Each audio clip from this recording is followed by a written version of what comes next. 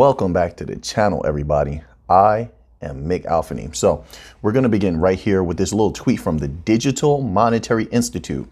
Of course, this is an OMFIF outfit, all right, company.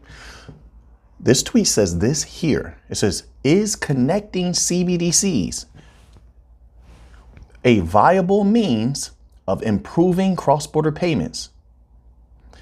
What does that tell you? They don't have interoperability. They don't have that ability to connect all the CBDCs yet. Who does? Well, the next little part of this tweet says, James Wallace of Ripple will be discussing this and more with a panel of experts at the DMI Symposium. Who do you think is going to be there listening? Central bankers, bankers. They're who's going to be getting informed by James Wallace of Ripple. They don't have interoperability. You know, they talk a good game. They make it sound as though they've caught up to us, but they have not. And when they release things like this, and we have a lot to cover here. There's chapters involved. But when they release information like this, they expose themselves. Is connecting CBDCs a viable means of improving cross-border payments? That also tells you that their CBDCs can't, at this moment, can't enhance cross-border payments. Once again, we dominate that XRP XLM algorithm, right? If they could do that, they would not be having James Wallace of Ripple come there to talk to them about how to improve such things, right? This is major, and James Wallace has been one of the major contributors to bringing banks in to utilize the XRPL. When James Wallace is involved, money is on the line. Partnerships are on the line.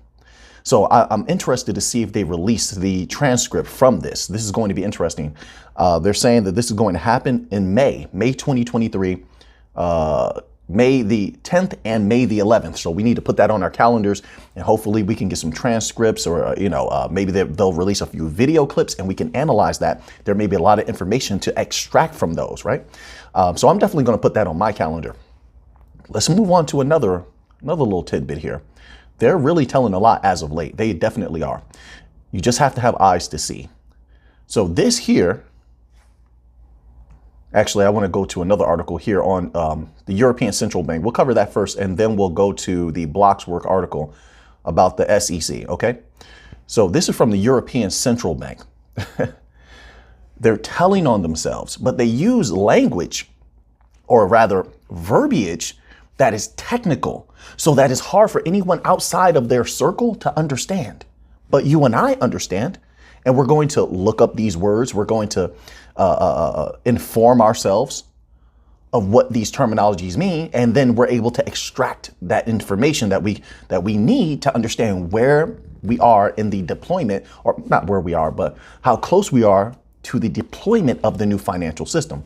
So this article on the ecb.europa.eu is titled, Call for Expressions of Interest to Participate in Scheme Compatibility Digital Euro Workstream.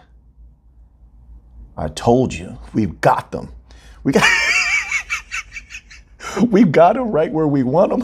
The people don't want to admit it. We have them. We do. As of now, look, that may change in the future. If it does, we will adjust accordingly as new information is made available. But as of right now, we've got them right where we want them. Now, let's scroll down here and read this little tidbit so you can decide for yourself, all right, how you feel about this, what you think about this. The ECB is inviting experts in payments schemes to contribute to the scheme compatibility workstream for the digital euro scheme rulebook. This is one of the dedicated streams identified by the Rulebook Development Group to support the drafting of the digital euro scheme rulebook. The main objective of the workstream is to develop a proposal for the rulebook designed in order to facilitate the compatibility of the digital euro with existing scheme solutions.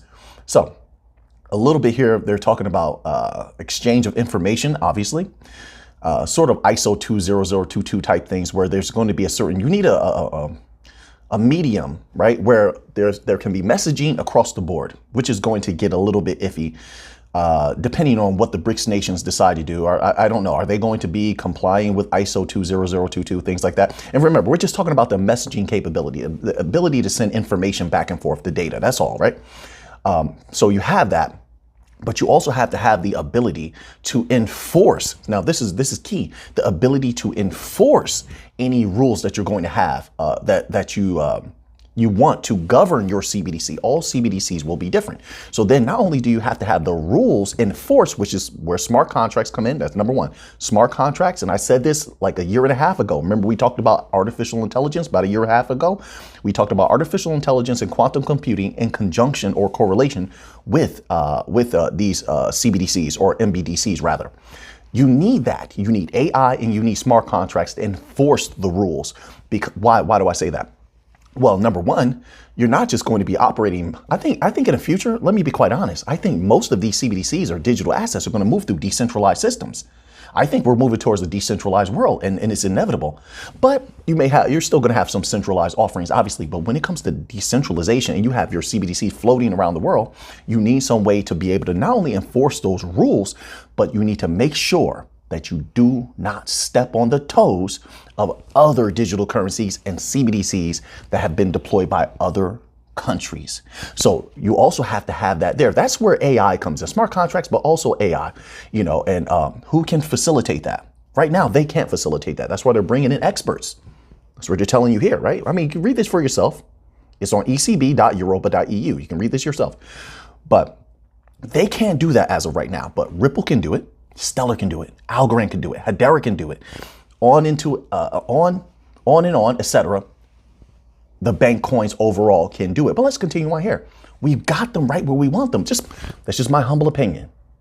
It's not financial advice. I am not a financial advisor. I am but a humble researcher.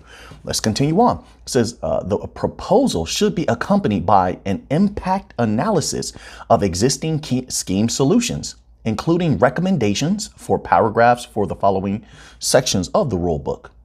First bullet point, digital euro scheme scope and interplay, right? So scheme scope, obviously that's how far the rules will be able to, the elasticity of the rules as far as going into different regions, different sectors, not stepping on the toes of other central bank digital currencies and other regions. But then interplay, now see, they're using this technical language. Interplay is more infrastructure.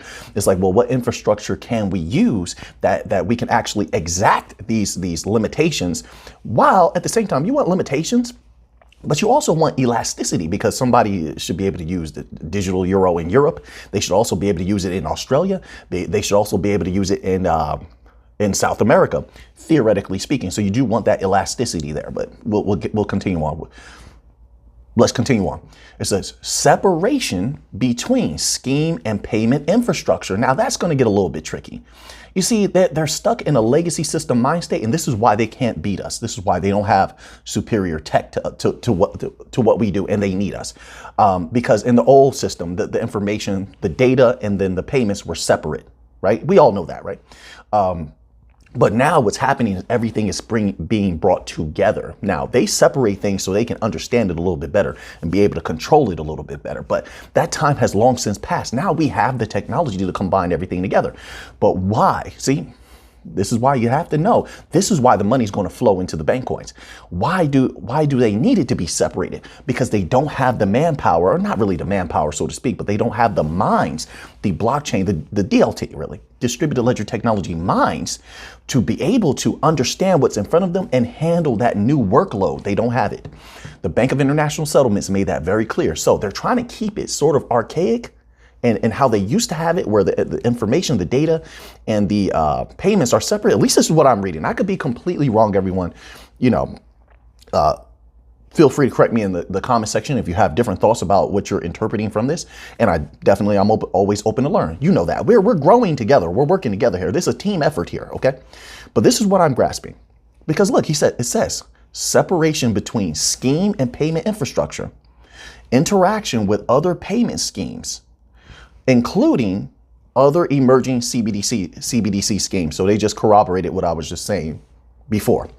So they lack interoperability, not just when it comes to infrastructure. A lot of times we think that way. No, they lack interoperability on quite a few levels, right? So that's interesting. Here, it says, second bullet point, technical scheme requirements interplay with European standardization initiatives. Okay, so now let's scroll down here. And they go on. They continue. It says the work stream will consist of market participants and Eurosystem representatives. Candidates nominated by their respective payment stakeholder associations are expected to be senior experts in scheme management, preferably with managerial responsibilities in a European payment or payment-related scheme. We have a lot of experts on our teams. We've brought a lot of brilliant minds in over time. I'm sure we're going to have a say in this. We are on the Digital Euro Association. They're going to have a lot of interaction with the digital pound, right? So we're on that association as well. We're on the advisory board of the International Monetary Fund. So yes, we're definitely going to have a word in when it comes to this, right? This is my humble opinion. It says they should have the ability and mandate to effectively represent a European scheme and proficient in English as working language. Okay, that's all stuff that we already know. The work stream will frequently hold remote meetings for a limited duration of 2 months as of March 2023. Okay, so they have this small window. They don't so March into April. I'm assuming that we're supposed to, not supposed to, but maybe we'll get a little bit of information. Maybe some documents might be released towards the end of April, March, April, May. So not really. They'll probably take some time to really make everything concise and bring it all together.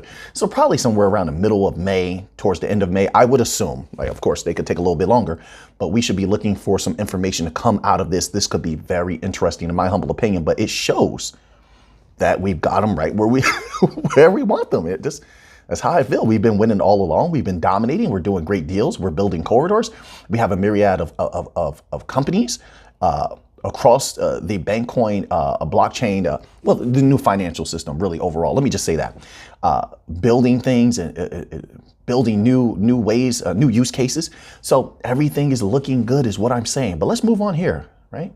So just in case people don't understand what a payment scheme is, all right? So I want to give you the information so you have the knowledge and then you can use it how you see fit. So this is from bcb.gov.br. So this is reputable, all right? And it says, a payment scheme is a set of rules and procedures that regulates the provision of certain payment service to the public, which is accepted by more than one recipient/payee by means of direct access by end users, payers, and recipients/payees. So there you have it, rules and procedures, as I stated before, okay?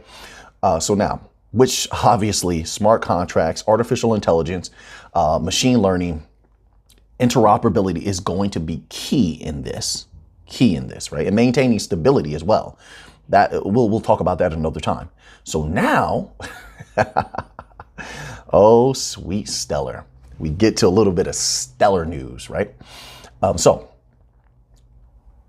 Stellar.org released this little article here, and it's titled Stellar Development Foundation, Digital Assets Research Development, White House Office Science Technology Policy, the White House. They're dealing with the White House. But let's read this little tidbit here. It says, last week, the Stellar Development Foundation submitted a letter in response to a request for information, an RFI, from the White House Office of Science and Technology on priorities. Why did they reach out to Stellar? Remember all the panels Stellar sat on with the government? Remember how Denell Dixon powerfully was informing them? Remember how you had, what was it? I think it was a senator. It was one or two senators said they were interested to learn more. I'm telling you, Stellar and Ripple have a lot of power and pull in the United States.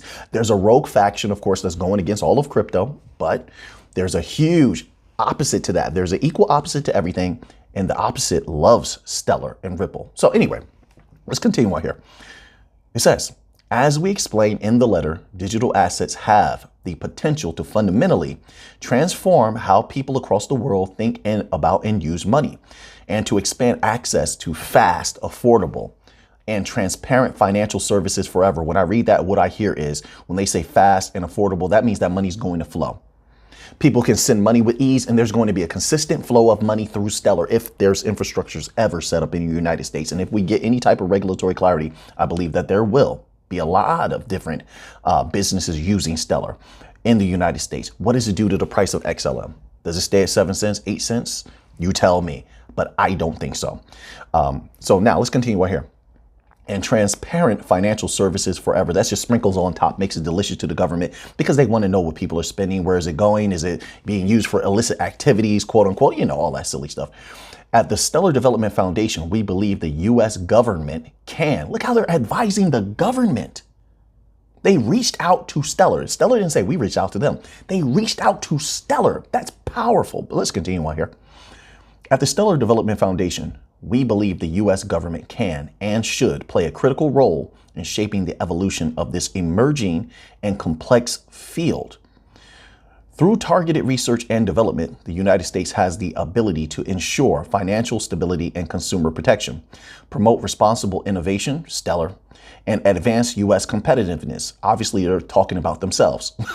Obviously, as a company, whether you're for-profit or nonprofit, you feel that you have the best product. That's why they have people working on it every day and proclaiming, hey, we have the best smart contracts, Sorrel Band. They're spending money on the building out of the infrastructures.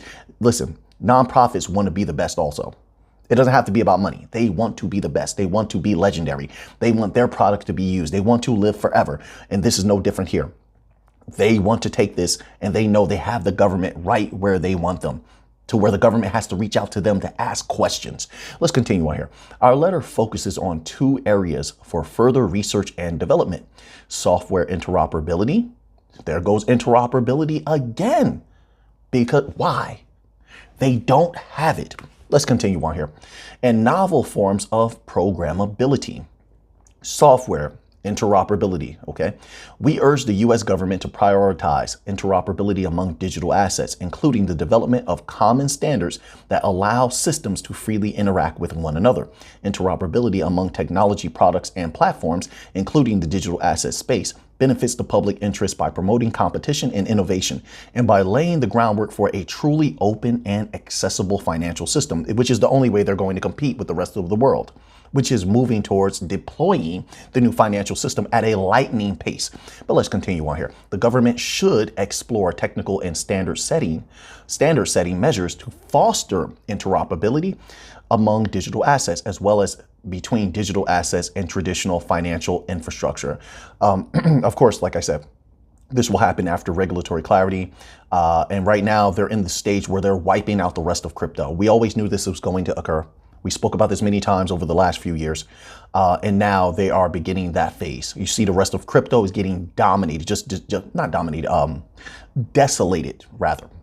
So we'll have to get through that phase. Not we, but they will have to get through that phase first. And then we will continue on to the next leg, which would be mass adoption. Regulatory clarity and mass adoption go hand in hand.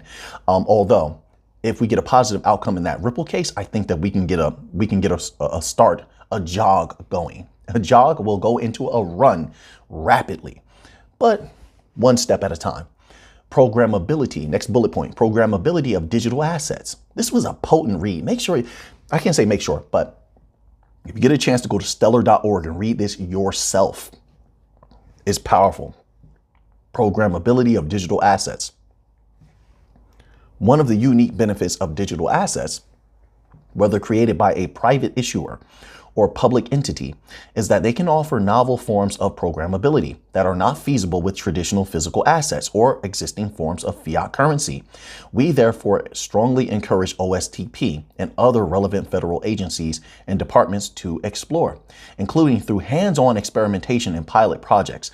However, programmable digital assets could help advance U.S. interests and policy priorities, particularly around cash assistance and other social benefits. Yeah, so once again, Stellar has an idea where they want to be the people's coin. I think they're going to make a run for that dramatically to like they say, what are those things that people go to? It's like a bank alternative. What do they call that? You go there, you hand them your check casher places. Like Stellar will probably replace all of those types of things. Just my humble opinion. Maybe they don't. I could be wrong, but this is what I see. If everything goes according to plan, people will move tons of money through Stellar every day at fractions of a penny, almost no cost whatsoever. They will flood Stellar with capital. Paychecks will roll across Stellar. Multitude of different types of NFTs will roll across Stellar. The value of commodities can roll across Stellar. No one controls Stellar. This is why the governments find it so delicious to find out, to learn more about Stellar and to set up infrastructures where they can deploy assets and different offerings on Stellar. Just my humble opinion. It says here, the Stellar Development Foundation appreciates the opportunity to contribute our perspective in this interagency process and looks forward to continued collaboration with U.S. policymakers. Yeah, they're in the door. That partnership with the CFTC and that partnership with the United Nations is coming in handy, isn't it? So we have the CFTC first give us their seal of approval. Then you have the United Nations give us their seal of approval. Now you have the White House coming to us and saying, hey, can we work with you a little bit, right? Can we work with you too? Can we play? So one by one, the giants are coming in. I think Stellar has a bigger future actually than most people are anticipating. Look at the powers that are behind Stellar, holding hands with Stellar. But let's continue on to another article here, okay? So, a little bit more Stellar related news, right? So you know that Bitt, well, everyone knows that Bitt is in control of the eNaira over there. Of course, they didn't use Stellar in that particular instance, but they probably should have. And now you have R3 is going to be working in conjunction with Bitt also on the eNaira improvements. We have this article here from Cointelegraph.com. And it's titled, Nigerian President-Elect Aims to Use Blockchain Technology in the Banking Sector. Now, this is huge. Stellar, I believe you're already probably talking with them. But if you haven't, reach out. Stellar, reach out to Nigeria, okay? This is a huge opportunity. They want an infrastructure to run all of their banking system, and we can do it. We definitely can. Now, that's CBDC. That's just with the Central Bank of Nigeria, okay? The eNaira, just with the Central Bank of Nigeria. We can run everything, the entirety of their banking sector, just like we're doing in Ukraine. Reach out. But anyway, the Nigerian president-elect wants to review existing SEC digital asset regulations to stimulate economic growth. And it would. Nigerian President-elect Bola Tinubu has recently released a manifesto that, if implemented, would enable the use of blockchain technology and cryptocurrencies in the nation's banking and finance sector. You know Bitt is all over this. You have to know that. And who did Bitt choose to run all the infrastructures in Ukraine? Stellar. I think it could be the same here, folks. I could be wrong. Let's hope that I'm right. And we'll keep an eye on this over the next few months. Let me continue to read this here. This is a huge day. Lots of good information today. The manifesto suggests reviewing existing Nigerian Security Exchange Commission, SEC, regulations on digital assets to make them more business friendly. The new regulation provides a framework for regulating digital assets like cryptocurrencies and other digital tokens in Nigeria. The suggested regulations would require digital asset companies to register with the SEC, the Nigerian SEC, and mandate that all digital asset offerings and investments comply with SEC regulations. That's not a problem for us. We're compliant already. But let's continue on here. In the manifesto, Tinubu said, we will reform the policy to encourage the prudent use of blockchain technology in banking and finance, identity management, revenue collection, and use of crypto assets. We will establish an advisory committee to review SEC regulation on digital assets, creating a more efficient and business-friendly regulatory framework. I'm going to stop right there. Make sure to head over to Cointelegraph.com to read the rest. This is a great article here. They go a little bit deeper. Okay, just one more, just one more sentence. This is too good. Tinubu said, quote, we will also encourage the CBN to expand the use of our digital currency, the eNaira. We can dominate here. This is good. We'll keep an eye on this. We have skin in the game, everyone. Now, let's move on to another article here. Now, this is something that Yellen has been doing for quite some time.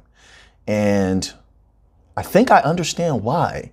There's a lot of rogue entities within the United States political system. I'll just say that.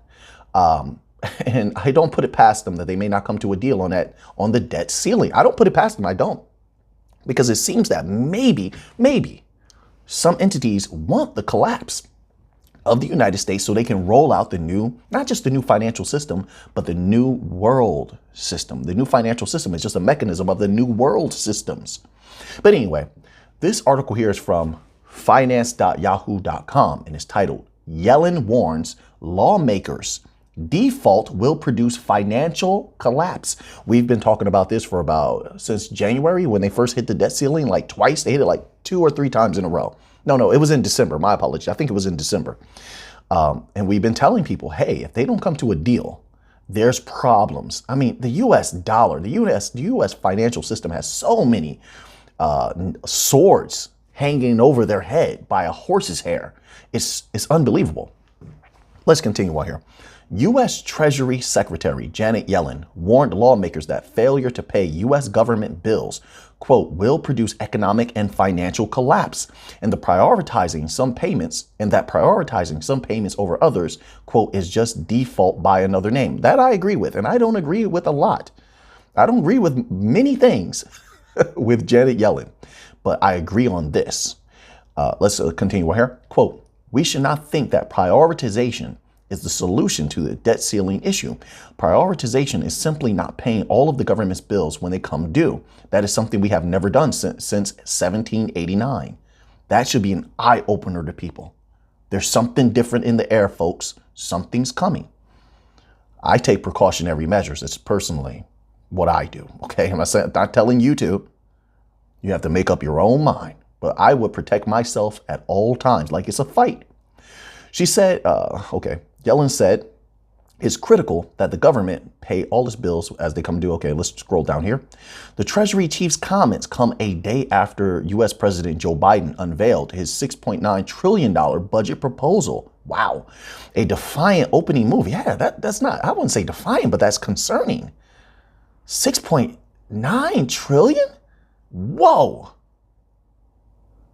And the people are not concerned? I don't care who's doing this. I'm a money person, people. And when I see something like this, I get a little concerned. But let's continue on. Maybe I shouldn't be. Let's continue on. A defiant opening move in high stakes negotiations with the congressional redacted over the debt ceiling and government funding. In her prepared testimony, she repeated her demand. You know why I get concerned? Because of the debt. Oh my God. The U.S. is running up this debt. Oh my word. They're running up the debt as the world is looking at shirking the U.S. dollar. I had an article I didn't cover yesterday. It was from the UK. And through the digital pound, they're looking at ways where they can lessen the impact of the U.S. dollar. You understand? Listen, my word, people are not seeing what's going on. The rest of the world is preparing. Now, maybe nothing happens, but the rest of the world is taking precautionary measures just in case something happens with that U.S. dollar. Let's continue on here. Here's a quote. A default on our debt would trigger an economic and financial catastrophe. Nothing's being done about that debt. There's already a catastrophe that's going to come unless they solve that debt. The world is trying to dump dollars. They're trying to move to asset-backed currencies. And even allies are trying to protect themselves from any damage that could happen in the event of even a minuscule collapse of the U.S. dollar. Would be devastating. They're trying to protect themselves from that. So anyway, let's move to another article here. All right. So this is from Trading Economics, okay? United States average hourly earnings, okay? Average hourly earnings for all employees on U.S. private non-farm payrolls rose by 8 cents or 0.2%. That 2%. That's it, 0.2% to $33.09 in February 2023, while markets had expected them to remain at 0.3%. This was the smallest growth. That's why I thought, I'm like, that's pretty small. This was the smallest growth in average hourly earnings in a year. Average hourly earnings of private sector production and non-supervisory employees rose by 13 cents or 0.5% to $28.42. Over the past 12 months, average hourly earnings have increased by 4.6%, up from 4.4% in the prior month, but slightly below market forecasts of a 4.7% rise. Yeah, a little bit more, just slightly below. Holy smokes. I mean, anyway, this is a great article here. They have a lot of good charts. You can actually look at the data for yourself. They have a very technical and semantical breakdown. Once again, this is on the front page of tradingeconomics.com. So you can check it out for yourself, okay? So now let's move on here. You guys feeling good out there? I hope everyone out there is feeling good and doing well as well. I appreciate every single one of you. Thank Thank you for keeping me fired up and pushing myself and to fire me up so I can push myself every single day. I want to push my mind to the next level. So we have to work hard every day. I have to work hard every day because I want to see the next level. I want my mind to go to the next level. So I have to continue to work hard. So anyway, so now this is an article here on marketscreener.com, and it's titled Federal Government Ran $262 billion deficit in February. Let's read this little tidbit here, just a little tidbit. The federal government ran a $262 billion deficit in February, a $46 billion wider shortfall than during the same month last year. The federal government spent $525 billion last month, an increase from $506 billion in February 2022, and brought in $262 billion in tax revenue, a decrease from $290 billion. In the first 5 months of the fiscal year, which began in October, the deficit has widened to $723 billion as lower tax receipts and higher borrowing costs weigh on the federal budget. Okay, we're going to stop right there on that article. Once again, marketscreener.com. They're doing a great job over there. Make sure you give them some traffic. We're going to end off with a little bit of gold news. You know we had to. We had to. We had to have some good news, right? Apart from XRP and XLM good news, of course, right? The legacy financial system news is terrible. So anyway, let's end off with some gold news because gold makes me happy. So this is from fxstreet.com. They're one of our favorite websites to get a little bit of gold news from. And let's begin right here. The title of this article is Gold Price Forecast XAU USD Jumps on NFP. Bull's Eye Test of $1,850 level. Gold price had been moving higher for a third consecutive day on Friday, but the yellow metal was on track for a weekly fall as prospects of further interest rate hikes dented the precious metal's allure.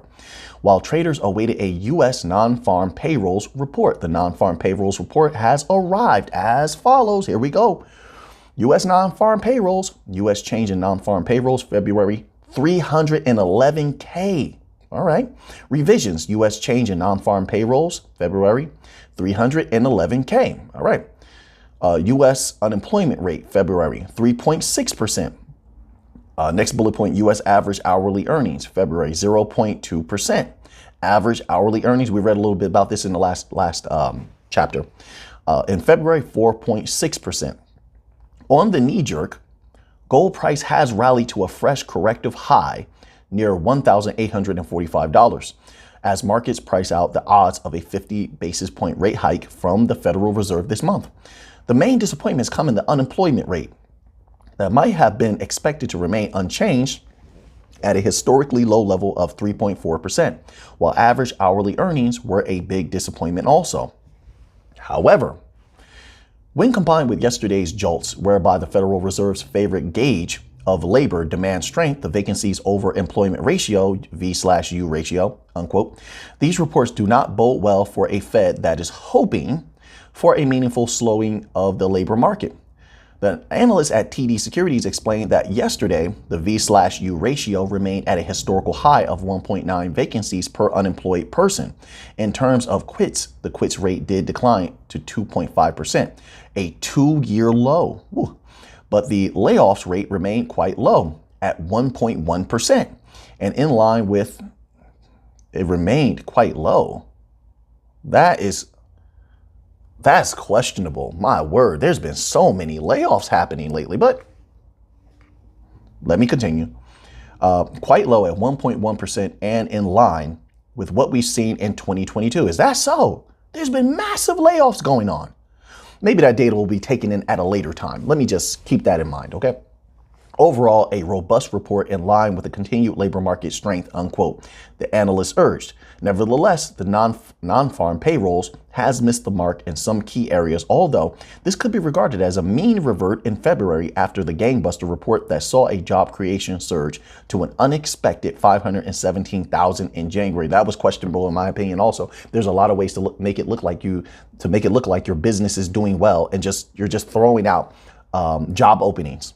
Sometimes they're not even removing job openings. They just let them stay there. Is that also calculated? Is that taken into account? Job postings that are not being removed, and companies that are trying to make it look like they're doing well by putting job postings out, but they're not actually hiring people. Is that taken into account? I don't know. These are things that I consider. Those numbers look a little bit strange, a little bit, I don't know, look a little bit crazy. I don't know, because I've been seeing mass layoffs everywhere. But, and businesses closing down as well. But hey, I could be completely wrong. Maybe 517K was the real numbers. It could be, definitely could be. I considered a possibility. So now that you have that information, what are you going to do with it? I know what I'm going to do with it. So until next time, let's get to the money.